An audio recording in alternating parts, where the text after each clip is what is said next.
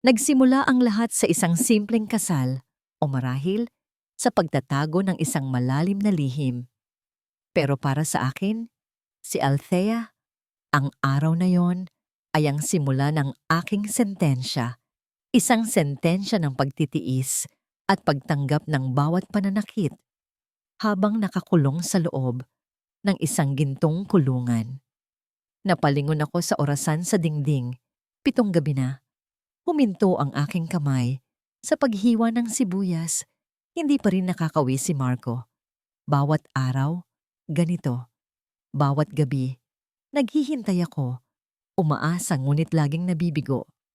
Isang malalim na buntong hininga ang kumawala mula sa aking dibdib. Ang simpleng buhay na pinili ko, kasama ang lalaking pinili ko, ay mas komplikado pa pala kaysa sa buhay na iniwanan ko. Althea, nasaan na ang hapunan? Nagugutom na ang anak ko. Ang matinis na boses ni Elena, ang aking biyenan, ay tumagos sa bawat sulok ng lumang bahay ng mga santilyan. Ang kanyang boses ay parang matalim na kutsilyo na humihiwa sa aking kaluluwa araw-araw. Nagmadali ako sa pagprito ng isda. Ang singaw ay nagdulot ng pagluha ng aking mga mata. O marahil ay ang bigat lamang ng aking nararamdaman. Nagsimula kaming kumain sa hapagkainan na puno ng katahimikan, maliban sa tunog ng kubyertos at ang paminsan-minsang pagrereklamo ni Elena. Althea, ang alat ng isda.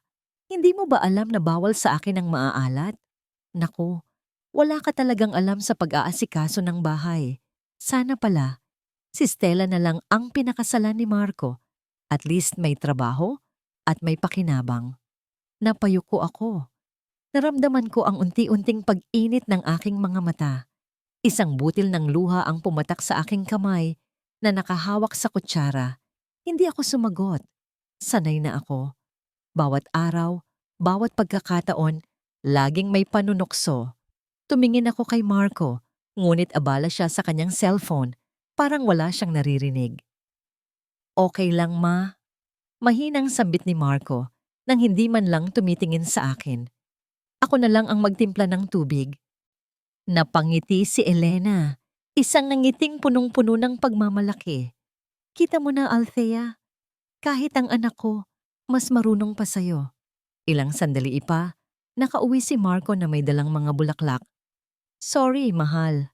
Traffic lang. Hinalikan niya ako sa pisngi, ngunit malamig ang kanyang mga labi. Para sa'yo, mahal. Napangiti ako ng pilit. Salamat. Oh, kumain na lang kayo. Althea, pakihanda ang mga gamit ko. May party kaming pupuntahan ni Marco ngayong gabi. Isang social event. Bawal ang mga walang ambag. Madiing sambit ni Elena habang tinitingnan ako mula ulo hanggang paa. Pinilit kong ngumiti kahit na dinudurog ang aking puso. Okay po, Ma'am Elena. Pagkatapos ng hapunan, naghanda ako para sa pag-alis nila. Pinili ko ang pinakamagandang damit ni Marco at ang mga bagong sapatos ni Elena. Bawat pili, bawat ayos, ay parang paghukay sa isang libingan ng pangarap. Mag-ingat kayo. Mahina kong sambit ng paalis na sila. Althea, sana maintindihan mo, mahal. Ani Marco. Kailangan nating pumunta para sa negosyo ni Mama. Para sa kinabukasan natin. Ngumiti ako. Naiintindihan ko, Marco. Ngunit hindi ko naiintindihan. Bakit hindi ako pwedeng sumama? Bakit kailangan akong itago? Naiwan akong mag-isa sa bahay. Tanging ang tunog ng lumang telebisyon ang aking kasama. Kinuha ko ang lumang album na puno ng mga litrato ng aming kasal, ng mga araw na puno ng pag-asa. Napatingin ako sa litrato ng aking ama, si Don Ricardo, na may ngiti sa labi. Kung alam lang niya. Ilang oras pa ang lumipas, naramdaman ko ang pagod. Humiga ako sa lumang sopa at ipinikit ang aking mga mata. Akala ko makakatulog ako, ngunit biglang may kumatok. Napabangon ako, nagtataka. Sino ito sa ganitong oras? Dahan-dahan akong lumapit sa pinto. Ang aking puso ay bumibilis ang pintig. Binuksan ko ito ng bahagya at nakita ko ang dalawang lalaki na nakatayo sa labas. May hawak na sobre. Kayo po ba si Althea Santillan? Tanong ng isa. Opo. Bakit po? Ito po ang notice of eviction para sa ari-arian na ito. Napalingon ako sa sobre. Ang aking mga mata ay nanlaki. Notice of eviction? Paano? Hindi ko alam na may utang ang bahay na ito. Nanginginig ang aking mga kamay habang kinuha ang sobre. Pero, paano po? Ang tangi kong naitanong. Ito po ay mula sa Santillan Group. Mayroon kayong 15 araw para lisanin ang ari-arian. Sagot ng isa, walang emosyon ng mukha. Parang gumuho ang aking mundo. Ang maliit na espasyo na ito, na akala ko ay akin, ay mawawala na rin. Wala na akong matatakbuhan. Wala na akong mapupuntahan. Ang lahat ng aking pinagtitiisan, ang lahat ng aking pangarap, ay parang bula na nawala. Nang gabing iyon, habang nakayakap kay Marco, nakararating lang at sinubukang ipaliwanag ang notice, naramdaman ko ang pag-alingaungaw ng boses ni Elena sa aking isipan. Walang ambag. Tinitigan ko ang kanyang cellphone na nakalapag sa bedside table. Biglang umilaw ito at nakita ko ang isang text message mula sa isang hindi kilalang numero. Nakuha mo na ba ang pirma ni Althea? Kailangan natin tapusin ang plano. Parang may malamig na tubig na dumaloy sa aking ugat. Anong plano? At bakit kailangan ng aking pirma? Hindi na ito tungkol sa akin. Ito ay tungkol sa isang bagay na mas malalim. Hindi ako makatulog ng gabing iyon. Ang mga salita sa text message at ang notice of eviction ay umuukil-kil sa aking isipan. Anong plano? At anong kinalaman ng aking pirma dito? Hindi ko na maintindihan ang mga nangyayari. Ang init ng katawan ni Marco sa tabi ko ay parang yelo. Walang epekto sa aking lumalalim na pagdududa. Kinabukasan, maaga akong nagising. Bago pa sumikat ang araw, naghanda ako ng almusal, ngunit wala akong ganang kumain. Nakatingin ako sa labas ng bintana, sa maliit na hardin na pinagmulan ng aking mga pangarap. Ngayon, pati ito ay mawawala na. Althea, kumain ka na. Ani Marco, nakakagising lang. Bakit ang aga mong bumangon? Hindi ako makatulog. Sagot ko, nang hindi man lang siya tinitingnan. Marco, anong ibig sabihin ng notice of eviction? At anong plano ang tinutukoy sa text message na nabasa ko sa cellphone mo kagabi? Nagulat si Marco. Nabitiwan niya ang tinidor na hawak niya. Anong text message? Wala akong natanggap na text message. At ang notice of eviction? Baka nagkamali lang sila.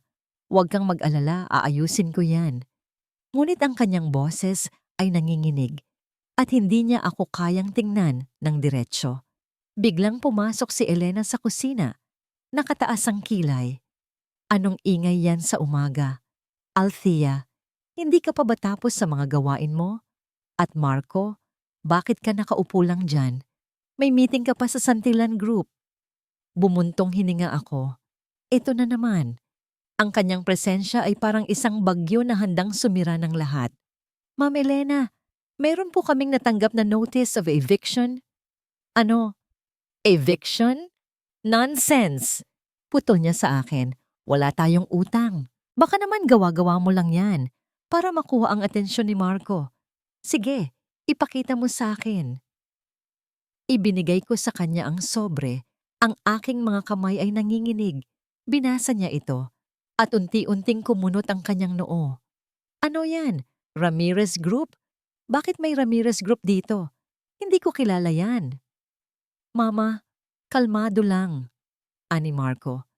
Baka may kinalaman ito sa lumang lupa ni Althea sa probinsya.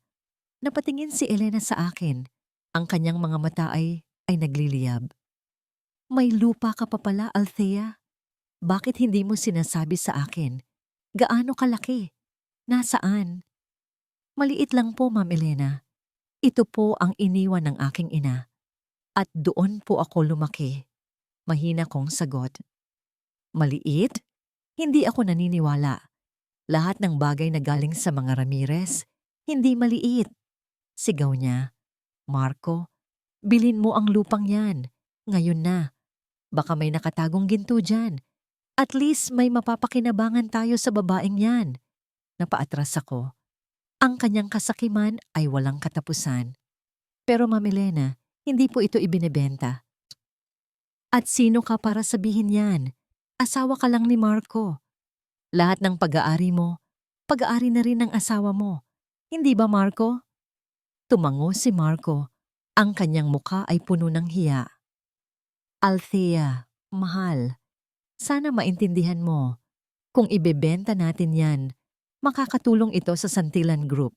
Para sa kinabukasan natin, para sa mga anak natin balang araw. Parang may humigpit sa aking lalamunan. Ang mga salita niya ay parang lason na unti-unting kumakalat sa aking puso. Kinabukasan? May kinabukasan pa ba kami sa ganitong sitwasyon? Nang araw na yon, palihim akong pumunta sa probinsya sa lupang iniwan ng aking ina. Ang lumang bahay, ang malawak na bakuran na puno ng alaala. Dito ako lumaki, dito ako naging malaya. Ngayon, pati ito ay nasa panganib.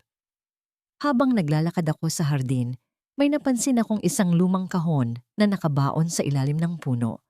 Binuksan ko ito at nakita ko ang isang lumang litrato ng aking ina at isang sulat. Anak Althea, ito ang iyong sandigan. Huwag kang magpapaloko. Alam kong malakas ka. Gamitin mo ang iyong isip at ang iyong puso. Ang tunay na yaman ay nasa loob mo. Niyakap ko ang litrato at ang sulat. Ang mga salita ng aking ina ay parang init na dumaloy sa aking puso. Ito ang sandigan ko. Hindi ang lupa, kundi ang lakas na nasa loob ko. Bumalik ako sa Manila na may bagong pananaw. Hindi na ako magpapaapi. Hindi na ako magpapaloko. Kailangan kong lumaban, hindi para sa sarili ko lang, kundi para sa karangalan ng aking ina. Kinabukasan, may kumatok sa pintuan, isang abogado na may kakaibang ngaming ngiti sa labi. Kayo po ba si Miss Althea Ramirez? Santiyan po ako. Pagwawasto ko. Oo nga pala, sabi niya at ngumiti ulit. Nandito po ako para pag-usapan ang lupain niyo sa probinsya. Mayroon po kaming kliyente na interesado. Hindi ko na kinaya ang panggigipit. Hindi na ako makapaniwala. Hindi po ito ibinebenta. Madiin kong sagot. Makinig kayo, Mrs. Santillan. Ang lupain na yon ay may malaking potensyal at ang kliyente namin ay handang magbayad ng malaki. Ani niya habang inilalatag ang mga dokumento. 1 bilyong piso. Nanlaki ang aking mga mata. 1 bilyong piso? Imposible. Hindi ganoon kalaki ang lupain na yon. Sino ang inyong kliyente? Tanong ko. Ngumiti ang abogado, isang nangiting punong-puno ng lihim. Isang kolektor ng mga lumang ari-arian. Nag-alinlangan ako. May mali dito. Naglakad ako papunta sa bintana at doon ko nakita ang isang itim na kotse na nakaparada sa tapat ng aming bahay. Bumaba mula dito ang isang matikas na lalaki na may seryosong mukha. Diretso ang kanyang tingin sa akin. Parang kilala ko siya, ngunit hindi ko maalala kung saan. Lumabas siya ng kotse at lumapit sa aming gate. Hawak niya ang isang business card. Tumingin siya sa akin at ngumiti. Isang nangiting puno ng karunungan. Ibinigay niya ang business card sa abogado. At ang abogado ay nagulat. Inilahad niya ang kanyang kamay. At dahan-dahan akong lumapit. Magandang araw, Miss. Santillan, ani niya. Ang kanyang boses ay malalim at puno ng otoridad. Ako si Don Ricardo Ramirez, chairman ng Ramirez Group. Ramirez, parang may tumusok sa aking dibdib. Ang pangalan ng aking ama. Ngunit hindi ko siya ama. O kaya, napakagatlabi ako. Naramdaman ko ang kaba sa aking dibdib. Ang lalaking ito, ano ang koneksyon niya sa akin? At bakit siya nandito? Pakiramdam ko, unti-unting gumuguho ang mundo ko. Ang Santillan Group, ang ipinagmamalaki ng aming pamilya, ay nasa bingit ng pagkalugi. At ako, Si Marco Santillan, ang tanging anak ni Elena, ay tila walang magawa. Ang bawat pagtingin ng aking ina ay puno ng paninisi. Bawat salita niya ay parang latigo na humahampas sa aking pagkatao. Marco, bakit hindi mo pa rin nakukuha ang pirma ni Althea para sa lupang yon? Matinis na sigaw ni Elena habang naglalakad ako papasok sa opisina.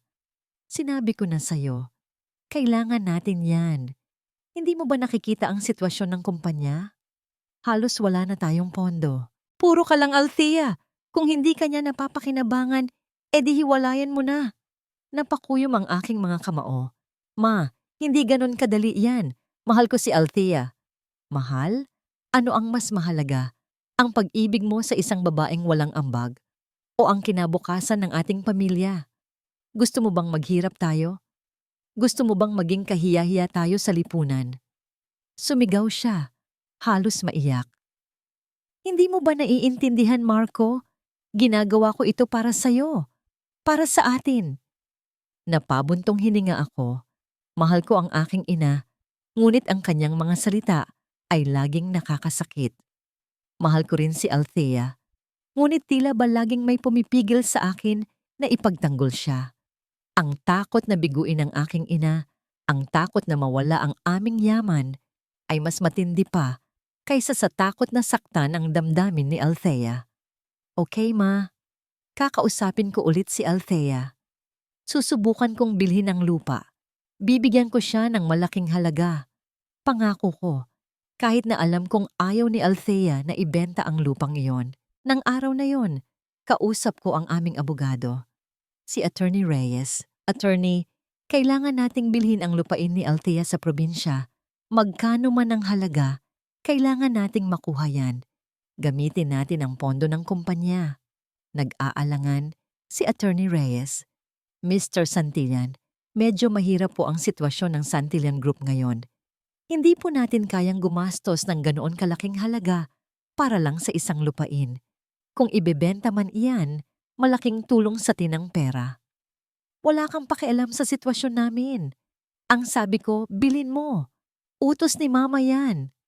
Sumigaw ako, desperado. Kailangan kong patunayan kay Mama na kaya kong ayusin ang mga problema ng kumpanya. Nagulat ang abogado sa aking reaksyon. Sige po, Mr. Santillan, gagawin ko po ang aking makakaya. Kinabukasan, may dumating na masamang balita. Mr. Santillan, may nakabili na po sa lupain ni Miss Althea. Ani Attorney Reyes, ang kanyang boses ay puno ng pagtataka. Isang misteryosong buyer na nagbigay ng mas mataas na presyo kaysa sa inaalok natin.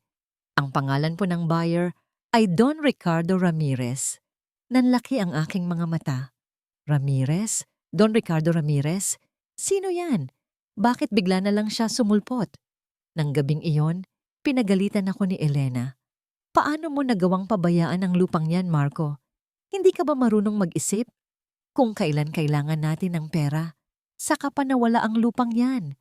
Ang walang kwenta mong asawa, pati ang lupain niya walang kwenta. Hindi na ako sumagot. Napuno ang aking puso ng galit. Hindi kay Althea, kundi sa sarili ko. Napakainain ako. Hindi ko kayang ipagtanggol ang aking asawa. Hindi ko kayang ipagtanggol ang aming kumpanya.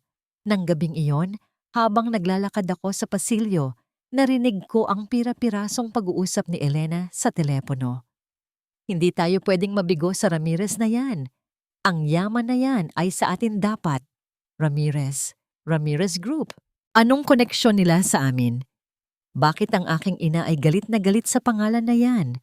At anong yaman ang tinutukoy niya? Ang mga tanong ay umukilkil sa aking isipan, ngunit wala akong sagot. Napasandal ako sa dingding, pinihit ang aking cellphone. Nais kong tawagan si Althea, nais kong humingi ng tawad. Ngunit anong sasabihin ko?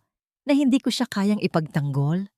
Na ako ay isang mahinang lalaki na sunod-sunuran sa kanyang ina? Hindi ko na maintindihan ang mga nangyayari. Ang pagmamahal ko kay Althea ay unti-unting natatakpan ng pagkalito at takot.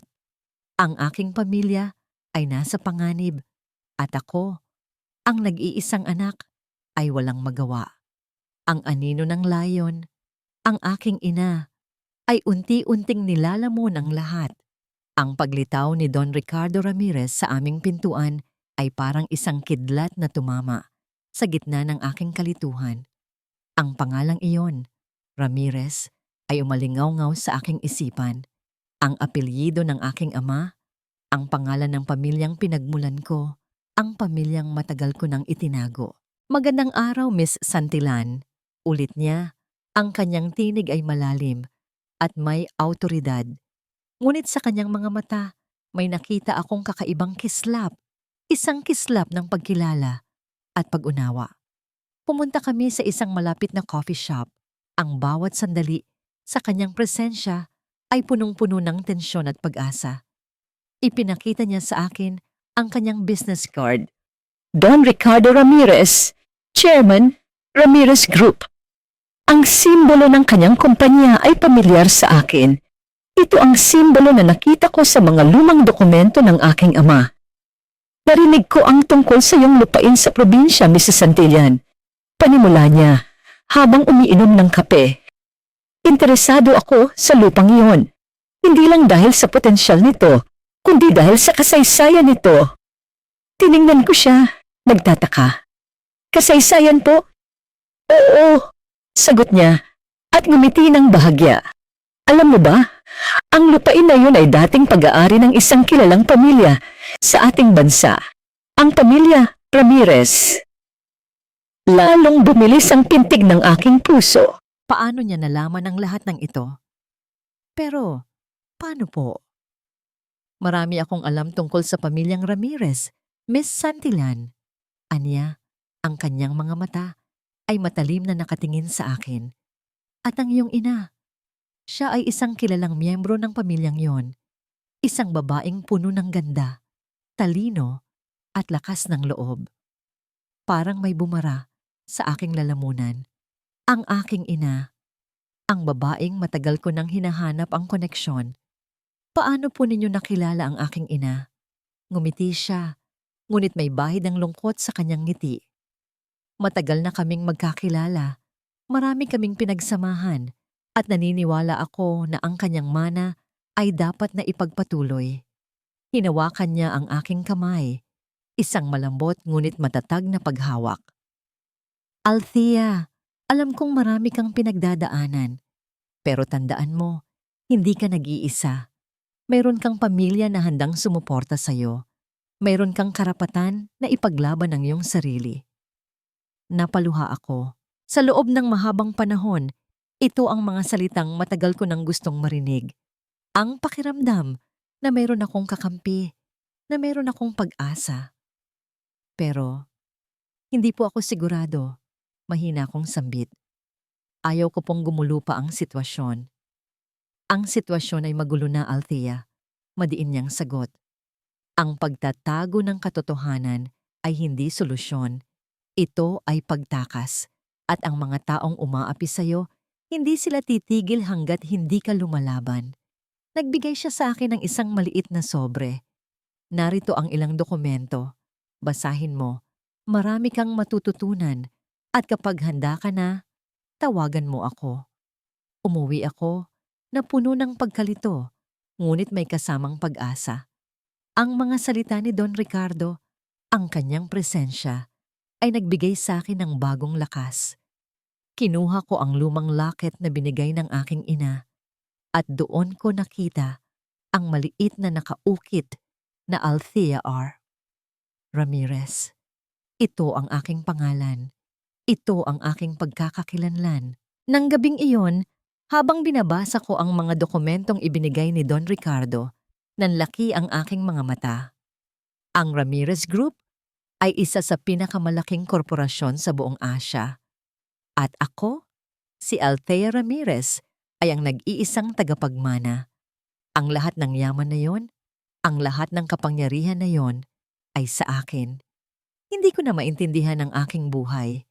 Bakit itinago ng aking ama ang lahat ng ito? Bakit niya ako hinayaang maghirap? Biglang may kumatok sa pintuan. Binuksan ko ito at nakita ko si Elena na may pilit na ngiti sa labi. May hawak siyang isang sobre. Althea, anak, may dala akong regalo para sa'yo. Ibinigay niya sa akin ang sobre. Binuksan ko ito at nakita ko ang isang kontrata ng separation agreement. Anong ibig sabihin nito, Ma'am Elena? Tanong ko.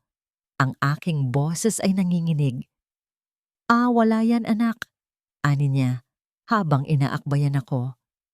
Para lang yan sa seguridad niyo ni Marco. Kung sakali lang naman, di ba? Alam mo na, para hindi na kayo magkaproblema sa hinaharap. Napakagatlabi ako. Seguridad? O isa na namang balakid? Tiningnan ko ang kontrata. Habang binabasa ko ang bawat linya, isang maliit na print ang nakakuha ng aking atensyon.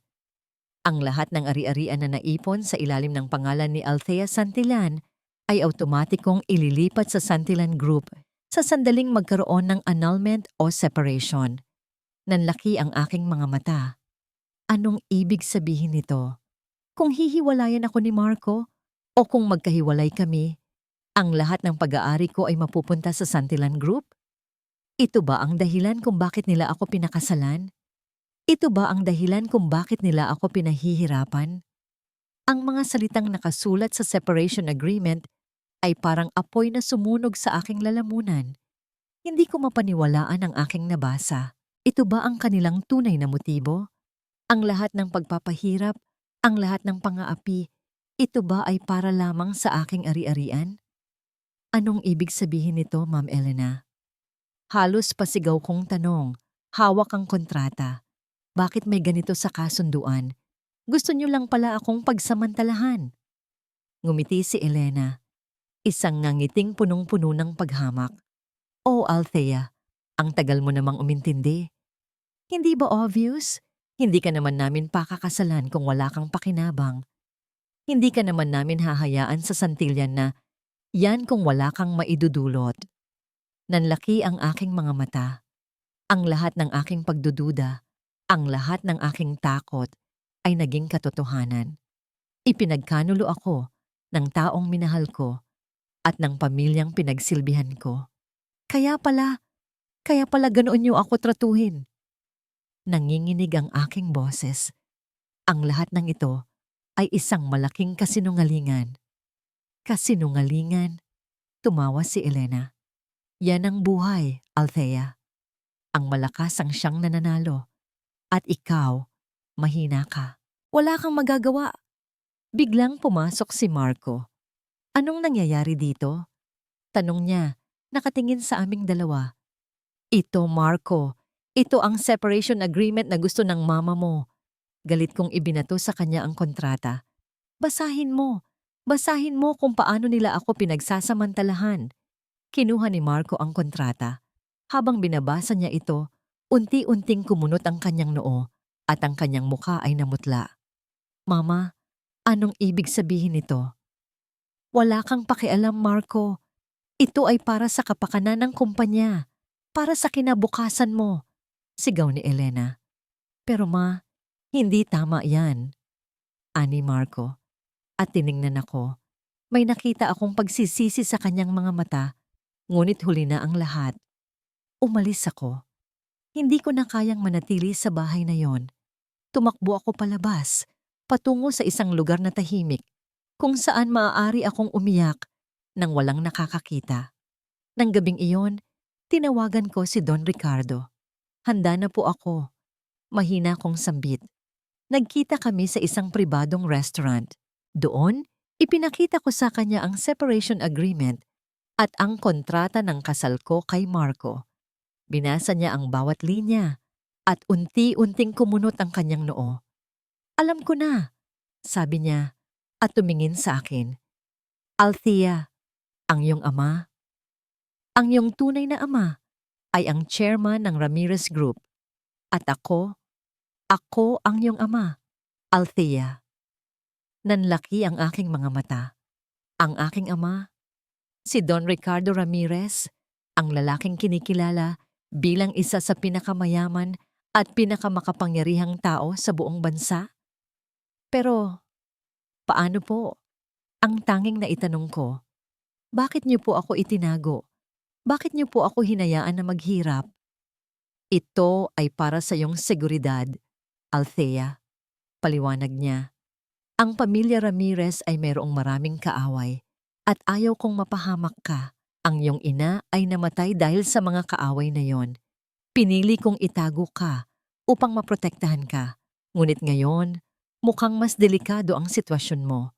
Niyakap niya ako. Sa loob ng maraming taon, ito ang unang pagkakataon na naramdaman ko ang init ng yakap ng isang ama. Ang yakap na nagbigay sa akin ng kapayapaan at lakas. Ngayon, Althea, anya, oras na para ipakita mo sa kanila kung sino ka talaga. Oras na para bawiin mo ang lahat ng sayo. At ako, ang iyong ama, ay nasa likod mo.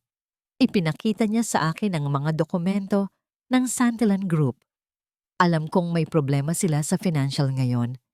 At alam kong ang iyong kasal kay Marco ay bahagi ng kanilang plano upang makuha ang Ramirez Group.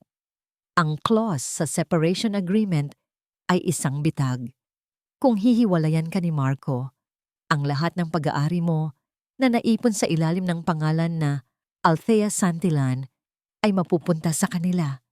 At dahil ikaw ang tagapagmana ng Ramirez Group, ang lahat ng ari-arian ng Ramirez Group ay maaaring malipat sa Santillan Group. Kaya kailangan mo itong labanan. Ang Santillan Group ay nasa bingit ng pagkalugi at ang tanging pag-asa nila ay ang Ramirez Group.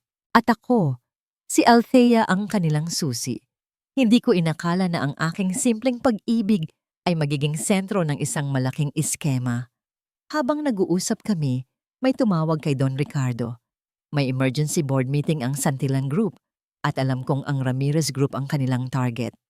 Bumalik ako sa bahay ng Santillan, ngunit sa pagkakataong ito, hindi na ako ang dating Althea. Mayroong bagong lakas at determinasyon sa aking puso. Habang naglalakad ako sa pasilyo, narinig ko ang boses ni Elena sa telepono. Wala tayong choice. Kailangan nating bilhin ang Ramirez Group. Yun lang ang pag-asa natin.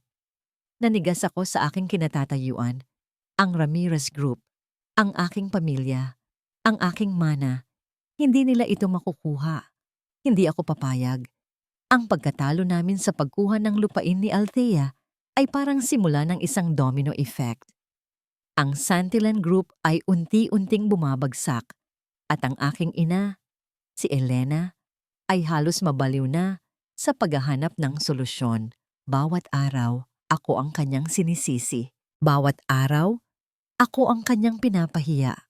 Marco, paano ka naging ganyan kahina? Sigaw niya sa loob ng kanyang opisina. Ang simpleng lupain hindi mo nakuha. Ngayon, ang mga shareholder ay nagrereklamo na. Babagsak tayo dahil sa'yo. Napayuko ako. Ma, ginawa ko po ang lahat ng makakaya ko, pero may nakabili na po sa lupang yon. Isang Don Ricardo Ramirez. Ramirez? Nanlaki ang kanyang mga mata. Sino yan? Bakit bigla na lang siyang sumulpot? May kinalaman ba siya sa babaeng yan? Hindi ko na maintindihan ng aking ina. Ang kanyang galit sa pangalan na Ramirez ay malalim. Pero ano ang koneksyon nito sa amin? Wala po akong alam, ma. Mahina kong sagot. Wala kang alam? Malamang. Puro ka lang, Althea. Umalis ka. Maghanap ka ng solusyon. Kung hindi, kakalimutan kong anak kita. Umalis ako sa opisina na puno ng pagkabigo at galit. Naglakad ako papunta sa banyo at tinitigan ang aking sarili sa salamin. Napakahina ko. Hindi ko kayang ipagtanggol ang aking ina. Hindi ko kayang ipagtanggol ang aking asawa. Sino ba talaga ako? Nais kong kausapin si Althea, ngunit ano ang sasabihin ko? Na ang aking ina ay galit sa kanya? Na ang aming kasal ay isang balakid lamang sa kanyang plano? Ilang araw ang lumipas at patuloy ang pagbagsak ng Santillan Group. Ang mga balita sa telebisyon at radyo ay puro tungkol sa aming kumpanya. Ang aming mga shareholder ay nag-aalala at ang aming mga empleyado ay natatakot. Nang gabing iyon, merong isang social event na kailangan naming puntahan. Isang event para sa mga kilalang negosyante. Nagbabaka sakali Si Elena, na makahanap siya ng investor doon. Marco, mag-ayos ka. Kailangan nating ipakita sa kanila na malakas pa tayo. Ani Elena, habang inaayos ang kanyang damit. Sumama ako sa kanya, ngunit ang aking puso ay puno ng pagkabahala. Ang bawat tao na nakikita ko ay parang naghuhusga sa amin. Habang umiinom ako ng champagne, nakita ko si Don Ricardo Ramirez na pumasok sa venue. Hindi ko siya nakita ng personal, ngunit ang kanyang pangalan ay alam ko na. Ang kanyang presensya ay punong-puno ng awtoridad at kapangyarihan. Lahat ng tao ay napatingin sa kanya. Siya ang bagong shareholder sa Santillan Group. Sabi ng isang babae sa tabi ko. Nanlaki ang aking mga mata. Ano? Si Don Ricardo Ramirez? Ang taong bumili sa lupain ni Althea? Ang taong galit na galit ang aking ina? Nagmadali akong lumapit sa aking ina. Ma, si Don Ricardo Ramirez. Siya ang bagong shareholder natin. Nagulat si Elena. Ang kanyang muka ay namutla. Imposible! Hindi yan mangyayari. Ngunit huli na ang lahat. Lumapit si Don Ricardo Ramirez sa amin at ngumiti. Isang ngiting puno ng panalo. Magandang gabi, Miss Santillan. Mr. Santillan. Anong ibig sabihin nito, Ramirez? Tanong ni Elena. Ang kanyang boses ay nanginginig. Ibig sabihin, Miss Santillan. Sagot ni Don Ricardo. Ako ang may hawak ng karamihan sa shares ng inyong kumpanya. At ngayon, ako ang may kontrol. Parang gumuho ang mundo ng aking ina. Ang kanyang mukha ay puno ng galit at takot. Ang kanyang imperyo ay unti-unting bumabagsak. Hindi ko na maintindihan ang mga nangyayari. Ang isang gabi na puno ng pag-asa ay naging isang gabi na puno ng pagbagsak. Habang tinitingnan ko ang paligid, may nakita akong kakaiba. Si Althea. Nakatayo siya sa isang sulok, nakasuot ng simpleng damit, ngunit ang kanyang mga mata ay puno ng determinasyon. Kasama niya si Don Ricardo Ramirez. Nakita ko silang nag-uusap at ang kanilang mga tingin ay puno ng pag-unawa.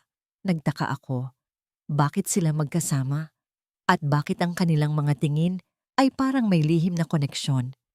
Tila pamilyar ang galaw ni Althea, ang kanyang pagtayo, ang kanyang ngiti. Hindi ito ang Althea na kilala ko. Hindi ito ang Althea na mahina at sunod-sunuran.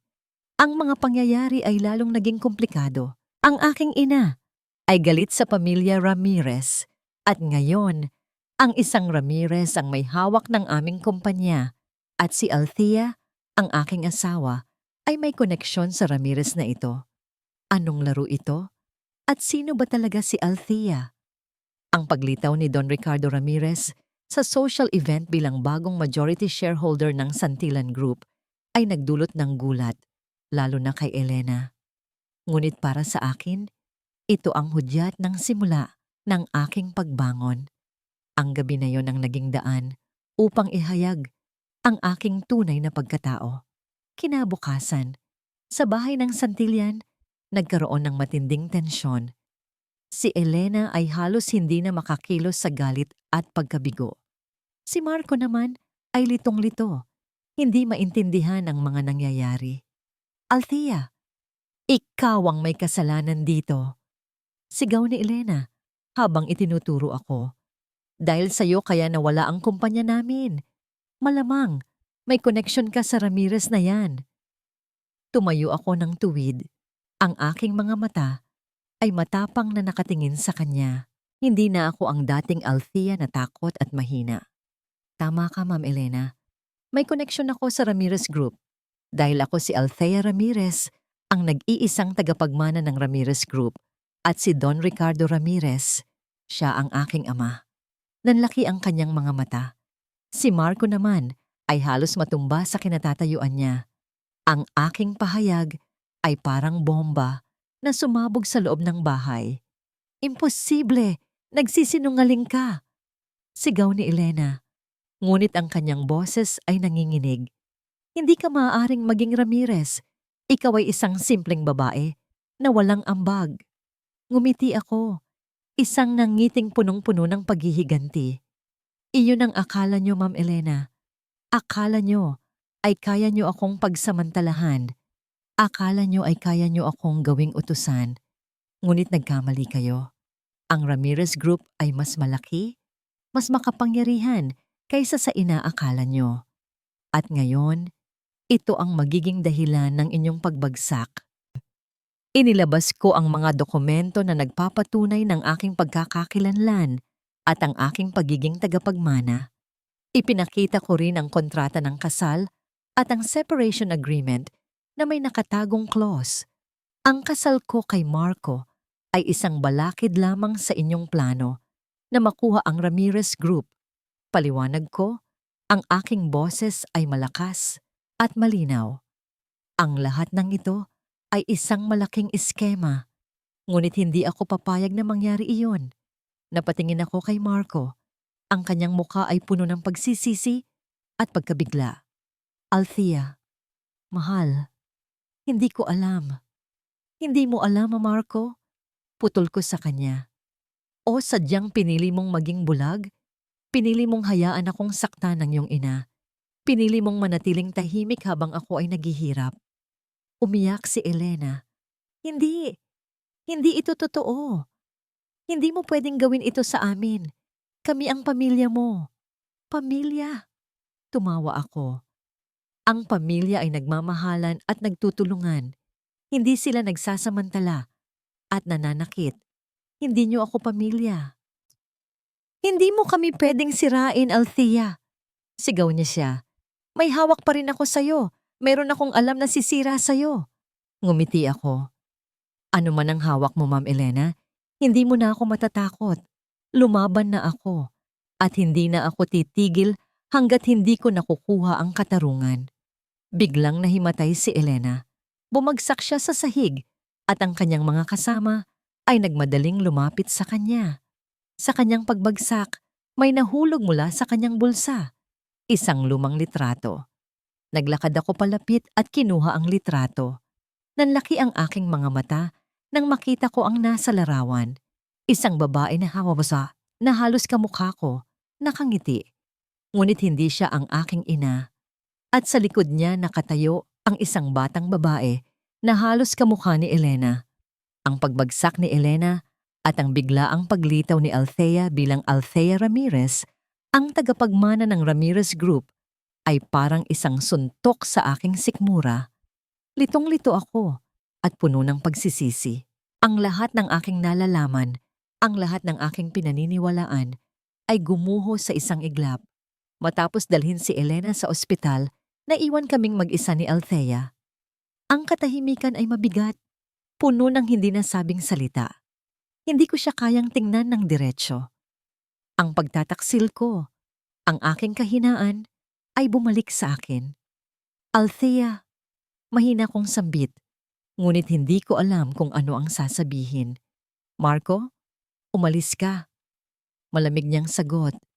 Hindi man lang ako tinitingnan. Marami na akong nakita. Marami na akong narinig, wala nang babalik. Umalis ako. Ang aking puso ay puno ng sakit at hinanakit. Hindi sa kanya, kundi sa aking sarili. Sa aking kahinaan, sa aking pagiging bulag. Nang gabing iyon, hindi ako makatulog. Ang litrato na nahulog mula sa bulsa ni Elena ay umuukil-kil sa aking isipan. Ang babaeng halos kamukha ni Althea at ang batang babae na kamukha ni Elena. Sino sila? Anong koneksyon nila sa aking ina? Kinabukasan, pumunta ako sa ospital upang bisitahin si Elena. Ngunit bago ako makapasok sa kanyang silid, nakita ko ang aking lolo, si Don Pedro Santillan, nakausap ang isang nurse. Lolo? Tawag ko. Anong nangyayari? Nagulat si Lolo Pedro nang makita ako. Marco? Anong ginagawa mo dito? Binibisita ko po si Mama. Pero Lolo, may gusto po akong itanong sa inyo. Alam niyo po ba kung sino ang babae sa litratong ito? Ipinakita ko sa kanya ang litrato na nahulog mula sa bulsa ni Elena. Tinitigan ni Lolo Pedro ang litrato. at unti-unting namutla ang kanyang mukha. Saan mo nakuha yan, Marco? Nahulog po ito mula sa bulsa ni Mama nang mahimatay siya kahapon. Lolo, sino po siya? At bakit po halos kamukha niya si Althea? Bumuntong hininga si Lolo Pedro. Marco, may mga bagay na mas mabuting manatiling nakabaon, mga sikreto na maaaring sumira ng pamilya. Pero Lolo, kailangan ko pong malaman. Ang lahat ng ito ay konektado sa pagbagsak ng Santillan Group at sa kasal ko kay Althea. Sa huli, sumuko si Lolo Pedro. Sige Marco, sasabihin ko sa iyo ang katotohanan, pero kailangan mong ipangako na ililihim mo ito. Sinabi ni Lolo Pedro ang isang kwento na parang galing sa isang nobela.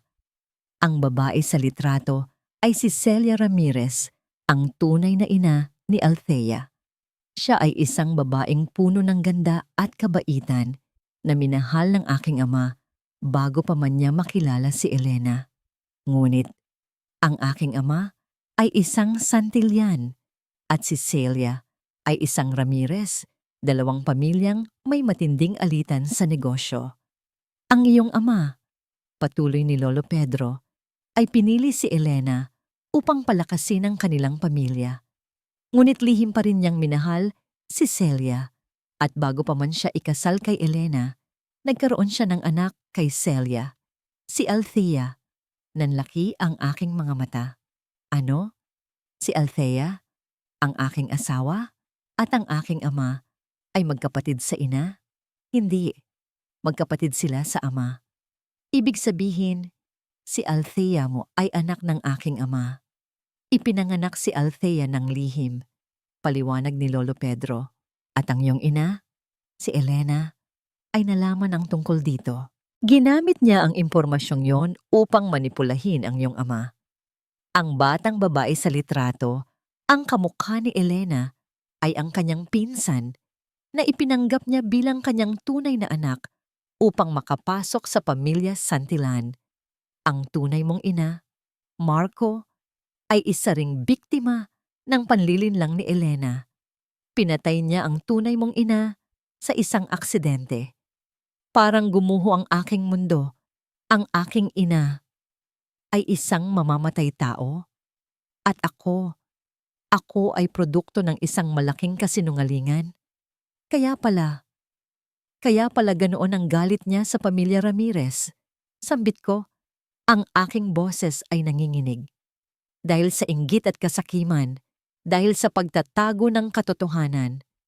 Oo, Marco, ani Lolo Pedro. Ang kasakiman ni Elena ay walang katapusan. At ngayon, ito ang dahilan ng kanyang pagbagsak. Napakagatlabi ako. Naramdaman ko ang sakit sa aking puso. Ang pagmamahal ko sa aking ina ay naging puot. Ang respeto ko sa kanya ay naging pagkamuhi. Tumayo ako at nagpaalam sa aking lolo.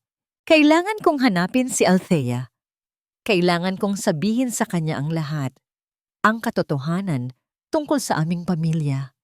Ang katotohanan tungkol sa aking ina. Habang naglalakad ako papalabas ng ospital, nakita ko si Althea na naghihintay sa labas. Lumapit ako sa kanya. Ang aking puso ay puno ng sakit at pagsisisi. Ngunit bago pa man ako makapagsalita, tumingin siya sa akin. Ang kanyang mga mata ay puno ng lungkot, na parang alam na niya ang lahat. Ang kanyang mga tingin ay parang nagsasabing, mayroon pa akong mas malalim na lihim. Ang bawat paghakbang ko, papalabas ng ospital ay mabigat. Ang mga mata ni Marco, ang kanyang pagkalito at pagsisisi ay bumalik sa akin. Alam kong unti-unti nang nabubunyag ang mga sikreto ng kanyang ina, ngunit meron pa ring isang malalim na sugat sa aking puso. Ang mga balita tungkol sa Santillan Group ay naging headline sa lahat ng media outlets. Ang kanilang pagbagsak ay mabilis at walang awa. Si Don Ricardo, sa tulong ng kanyang mga abogado, ay sistematikong sinira ang lahat ng kanilang tinayo. Kinabukasan, isang press conference ang inihanda ng Ramirez Group. Ito ang araw ng paghaharap. Ang araw ng paghaharap ng katotohanan.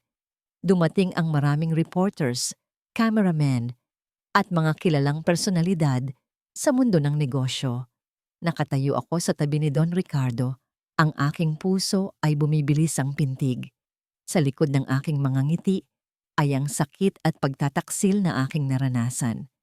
Ngunit sa pagkakataong ito, hindi na ako ang biktima. Ako na ang lalaban. Magandang araw sa inyong lahat. Panimula ni Don Ricardo. Ang kanyang boses ay malakas at malinaw. Nandito tayo ngayon upang ihayag ang ilang mahahalagang impormasyon tungkol sa Santillan Group at sa koneksyon nito sa Ramirez Group. Pagkatapos niyang magsalita, humakbang ako sa harapan. Ang lahat ng mata ay nakatingin sa akin. Naramdaman ko ang kaba, ngunit mas naramdaman ko ang determinasyon. Ako si Althea Ramirez, madiin kong sambit, ang nag-iisang tagapagmana ng Ramirez Group, at ang aking kasal kay Marco Santillan ay hindi isang pag-ibig, kundi isang iskema, isang bitag na ginawa ng kanyang ina, si Elena Santillan, upang makuha ang yaman ng aking pamilya. Nanlaki ang mga mata ng mga reporters, ang mga flash ng kamera ay sunod-sunod. Inilabas ko ang mga ebidensya, ang kontrata ng kasal, ang separation agreement, at ang lahat ng mga dokumento na nagpapatunay ng kanilang panlilinlang at kasakiman. Ipinakita ko rin ang mga transaksyon ng Santillan Group na nagpapatunay ng kanilang paggamit ng illegal na pamamaraan upang makuha ang mga ari-arian. Ang lahat ng ito, patuloy ko, ay nagpapatunay na ang pamilya Santillan ay nagsamantala sa akin at sa Ramirez Group. Ngunit hindi ko ito hahayaan. Kukunin ko ang katarungan na nararapat para sa aking pamilya at sa lahat ng biktima ng kanilang kasakiman. Ang buong kwarto ay napuno ng ingay. Ang mga reporters ay naguunahan sa pagtatanong. Pagkatapos ng press conference, nagkaroon ng hearing sa korte. Dumating si Elena. Ang kanyang mukha ay puno ng galit at pagkamuhi. Kasama niya si Marco na mukhang nawawalan na ng pag-asa. Sa loob ng korte, ipinagtanggol namin ang aming kaso. Inilabas namin ang lahat ng ebidensya, ang mga testimonya ng mga taong naging biktima ng Santillan Group. Ang lahat ng kasinungalingan at krimen ay nabunyag. Ang desisyon ng hukuman ay mabilis at walang pag-aalinlangan. Sa batayan ng mga ebidensyang ipinakita, ipinapahayag ng korte na ang Santillan Group ay nagkasala sa kaso ng panlilinlang, pandaraya at ilegal na transaksyon. Ang lahat ng ari-arian ng Santillan Group ay ililipat sa Ramirez Group at si Elena Santillan ay guilty sa lahat ng kaso. Siya ay sasailalim sa matinding parusa. Bumagsak si Elena sa kanyang kinatatayuan. Ang kanyang mukha ay puno ng kawalan ng pag-asa. Ang kanyang imperyo ay gumuho. Pagkatapos ng hearing, habang inilalabas si Elena mula sa korte, napatingin siya sa akin. Ang kanyang mga mata ay puno ng matinding galit. Hindi pa ito tapos, Althea. Mayroon pa akong hawak na sikreto na sisira sa'yo. Nagulat ako. Anong sikreto? Mayroon pa ba siyang ilalabas? Ngunit sa pagkakataong ito, hindi na ako natatakot. Lumaban na ako. At hindi na ako titigil hanggat hindi ko nakukuha ang tunay na kapayapaan. Ang pagbagsak ng Santillan Group at ang pagkakakulong ni Elena ay parang panaginip na masama. Hindi ko mapaniwalaan na ang aking ina, ang babaeng pinagmulan ng aking buhay, ay may kakayahang gumawa ng ganoong kasamaan. Ang lahat ng kanyang mga kasinungalingan ay unti-unting nabubunyag. At ako, si Marco, ay naiwan na puno ng sakit at pagkalito. Ang mga huling salita ni Elena kay Althea. Mayroon pa akong hawak na sikreto na sisira sa'yo, ay umuukil-kil sa aking isipan. Anong sikreto pa ang tinatago niya? Mayroon pa bang mas malalim na katotohanan na hindi pa namin nalalaman? Kinabukasan, pumunta ako sa kulungan upang bisitahin ang aking ina. Ang kanyang mukha ay payat. Ang kanyang mga mata ay walang buhay. Hindi na siya ang dating Elena na puno ng kapangyarihan at pagmamalaki. Ma, mahina kong sambit. Bakit mo ginawa ang lahat ng ito? Ngumiti siya. Isang nangiting punong-puno ng kapaitan. Bakit? Dahil sa inggit, Marco. Dahil sa puot. Dahil sa pamilyang Ramirez. Sila ang dahilan kung bakit ako naghirap. Sila ang dahilan kung bakit hindi ko nakuha ang lahat ng gusto ko. Pinaliwanag niya ang kanyang nakaraan. Ang kanyang pagiging anak sa labas. Ang kanyang pagkabata na puno ng paghihirap at pagpapahiya. Ang kanyang matinding inggit sa pamilyang Ramirez na mayroong lahat habang siya ay wala.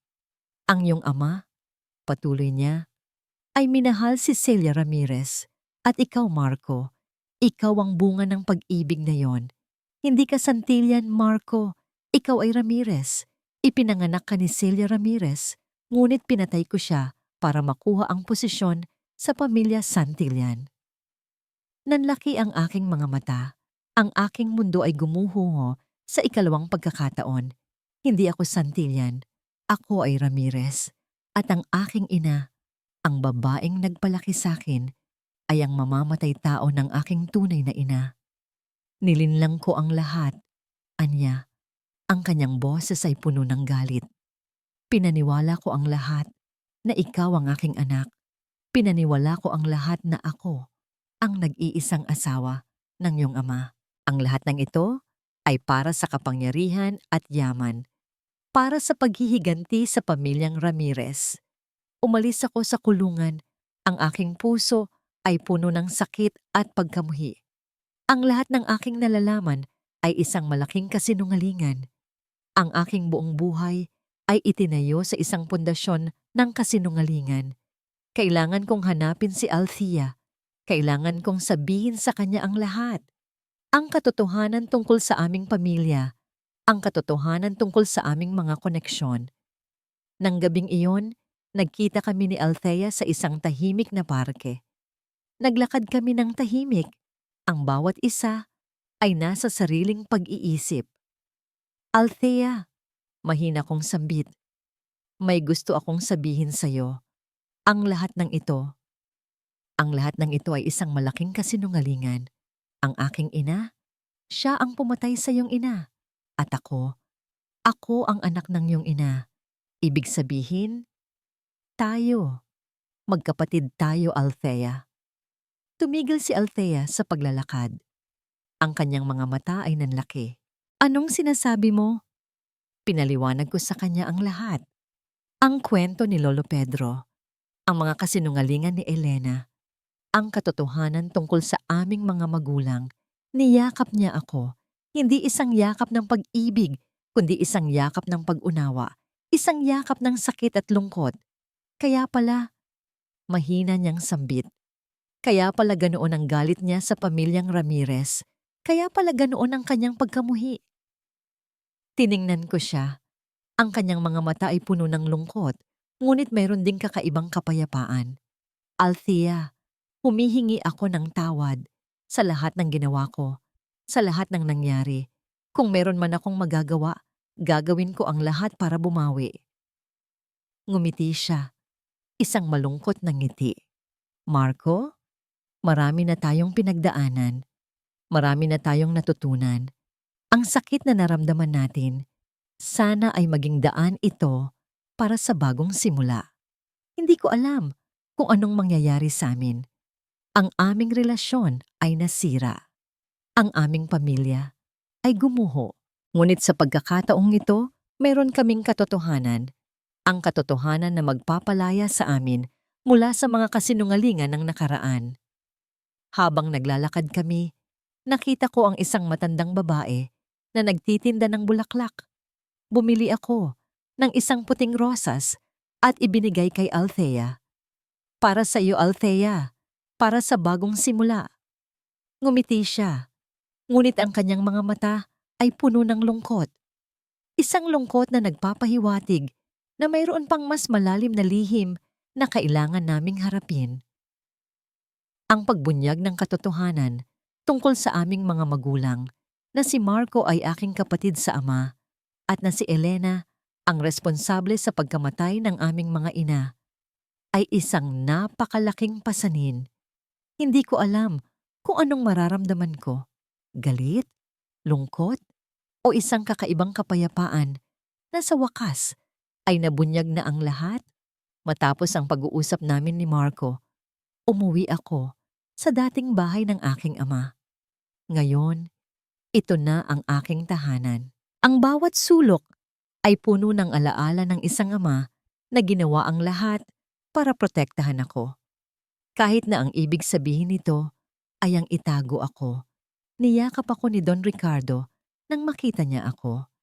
Althea, anak, alam kong marami kang pinagdadaanan, pero tandaan mo, nandito lang ako para sa'yo. Papa, mahina kong sambit. Ang lahat ng ito, ang sakit na naramdaman ko, ang pagtataksil. Bakit po kailangan mangyari ang lahat ng ito? Minahal ko ang iyong ina, Althea. Paliwanag niya, ang kanyang mga mata ay puno ng lungkot. Ngunit ang aming pag-ibig ay ipinagbabawal. Ang pamilyang Ramirez at Santillan ay matagal nang may alitan. Pinili kong itago ka upang maprotektahan ka mula sa kanilang mundo. Ngunit nagkamali ako. Hindi ko dapat hinayaan na maghirap ka. Sa loob ng maraming araw, nanatili ako sa bahay. Sinubukan kong iproseso ang lahat ng impormasyon, ang aking pamilya, ang aking nakaraan, ang aking hinaharap. Isang hapon, habang nakaupo ako sa hardin, may dumating na bisita. Si Marco. Hawak niya ang isang bouquet ng puting rosas. Althea, mahina niyang sambit. Maari ba tayong mag-usap? Tumango ako. Umupo siya sa tabi ko. Ang katahimikan ay mabigat, ngunit hindi na kasing bigat ng dati. Alam kong marami akong kasalanan sa iyo, Althea. Panimula niya, ang kanyang mga mata ay puno ng pagsisisi. Ang aking kahinaan, ang aking pagiging bulag. Humihingi ako ng tawad sa lahat ng sakit na naidulot ko sa iyo. Napakagatlabi ako. Naramdaman ko ang sakit, ngunit naramdaman ko rin ang pag-unawa. Si Marco ay biktima rin ng kanyang ina. Marco, ang lahat ng ito ay hindi mo kasalanan. Sagot ko. Ikaw ay biktima rin ng kasakiman ng iyong ina. Ngunit kailangan mong tanggapin ang katotohanan. Kailangan mong matuto mula sa mga pagkakamali ng nakaraan. Gagawin ko, Althea. Anya, gagawin ko ang lahat para bumawi. Gusto kong ayusin ang lahat. Gusto kong magkaroon tayo ng isang bagong simula. Bilang magkapatid. Ngumiti ako. Salamat, Marco. Sana ay makahanap ka ng kapayapaan. Althea, Anya, alam kong mahirap itong tanggapin. Pero si Mama, gusto ko pa ring bisitahin siya sa kulungan. Gusto ko siyang patawarin, kahit mahirap. Napatingin ako sa kanya. Ang pagpapatawad ay hindi madali, lalo na sa lahat ng sakit na naidulot niya. Ngunit alam kong kailangan niyang gawin iyon para sa kanyang sarili. Gawin mo ang sa tingin mo ay tama, Marco. Sagot ko. Ang pagpapatawad ay hindi para sa kanya, kundi para sa iyo. Para mapalaya mo ang iyong puso mula sa galit. Tumayo siya at lumapit sa akin. Niyakap niya ako ng mahigpit. Salamat, Althea. Salamat sa lahat. Pagkatapos ng pag-uusap namin, naramdaman ko ang isang kakaibang kapayapaan sa aking puso. Ang galit at hinanakit ay unti-unting nawawala. Ang pagpapatawad ay hindi nangangahulugang kalimutan ang nangyari, kundi ang pagtanggap nito at ang paghahanap ng kapayapaan sa kabila nito. Ilang linggo ang lumipas. Si Elena ay nahaharap sa matinding parusa sa kulungan. Si Marco naman ay unti-unting binubuo ang kanyang buhay at nakikipagtulungan sa Ramirez Group upang ayusin ang mga pinsala na dulot ng kanyang ina. Ako naman, si Althea Ramirez ay unti-unting tinatanggap ang aking posisyon bilang tagapagmana ng Ramirez Group. Hindi na ako ang mahina at takot na babae. Ako ay isang babaeng puno ng lakas, talino at determinasyon. Ang aking nakaraan ay nagbigay sa akin ng aral at ang aking hinaharap ay puno ng pag-asa. Isang araw, habang nakaupo ako sa opisina ng aking ama, Tinitigan ko ang litrato ng aking ina. Salamat, Ma. Sa wakas, malaya na ako. At sa wakas, nakuha ko na ang katarungan na nararapat sa atin. Ilang buwan na ang lumipas mula nang bumagsak ang imperyo ng mga Santillan at mabunyag ang lahat ng lihim. Ang sugat sa aking puso ay hindi pa ganap na gumagaling, ngunit natuto na akong mabuhay kasama nito. Ngayon, si Althea Ramirez ay hindi na isang nakakulong na kaluluwa sa gintong hawla, kundi isang babaeng malaya, malakas, at handang harapin ang kinabukasan. Bilang bagong pinuno ng Ramirez Group, napakaraming hamon ang aking kinaharap. Ngunit sa bawat hamon, natututo ako. Sa bawat desisyon, lumalalim ang aking karanasan. Ang pagmamana ng isang malaking korporasyon ay hindi madali. Ngunit kasama ko ang aking ama, si Don Ricardo, bilang aking mentor at gabay. Isang araw, habang abala ako sa opisina, kumatok sa pintuan ng aking kalihim. Ma'am Althea, narito po si Mr. Marco Santillan. Nais po kayong makausap. Nag-alinlangan ako sandali, ngunit pinayagan ko siyang pumasok. Si Marco ay nagbago. Ang kanyang mukha ay hindi na puno ng takot at pagkalito, kundi ng kapayapaan at determinasyon. Hindi na siya ang dating mahina at sunod-sunuran na Marco. Althea, mahina niyang sambit. Nais kong ipaalam sa'yo na unti-unti ko nang nabubuo ang aking buhay. Humingi ako ng tawad sa lahat ng mga naging biktima ng aking ina at sinubukan kong bumawi sa kanila. Umupo siya sa harap ko. Althea, binisita ko si Mama sa kulungan. Kinausap ko siya. Sinabi ko sa kanya na pinapatawad ko siya kahit mahirap. Ang pagpapatawad ay hindi para sa kanya, kundi para sa akin, para mapalaya ko ang aking puso mula sa galit. Napangiti ako. Tama ka, Marco. Ang pagpapatawad ay isang proseso at sana ay makahanap ka ng tunay na kapayapaan. Salamat, Althea. Anya. At gusto ko ring magpasalamat sa iyo. Kung hindi dahil sa iyo, hindi ko kailanman malalaman ang katotohanan. Hindi ko kailanman matutuklasan ang aking tunay na pagkakakilanlan. Inabot niya sa akin ang isang maliit na kahon. Ito ay para sa iyo, Althea. Ang lumang locket na nakita ko sa mga gamit ni Mama. Ito ay pag-aari ng ating tunay na ina, si Celia Ramirez. Binuksan ko ang kahon. Ang locket ay lumana, ngunit puno ng alaala. Sa loob nito ay isang maliit na litrato ng aming ina. Niyakap ko ang locket, ang aking puso ay puno ng lungkot at pag-asa. Salamat, Marco. Mahina kong sambit. Althea, kung mayroon man akong maitutulong sa Ramirez Group, handa akong magsilbi. Anya. Gusto kong bumawi sa lahat ng kasalanan ng aking ina. Gusto kong tumulong na bumuo ng isang bagong kinabukasan. Nag-alinlangan ako, ngunit nakita ko ang sinseridad sa kanyang mga mata. Si Marco ay nagbago, natuto na siya. Sige Marco, sagot ko. Ngunit hindi bilang Santillan, kundi bilang Ramirez. Ngumiti siya. Oo, Althea, bilang Ramirez. Mula ng araw na yon, nagsimula kaming magtulungan ni Marco. Siya ay naging isang mahalagang bahagi ng Ramirez Group, gumagamit ng kanyang kaalaman at kakayahan upang ayusin ang mga pinsala na dulot ng kanyang ina. Ang aming relasyon ay hindi na tulad ng dati. Hindi na kami mag-asawa, ngunit kami ay magkapatid.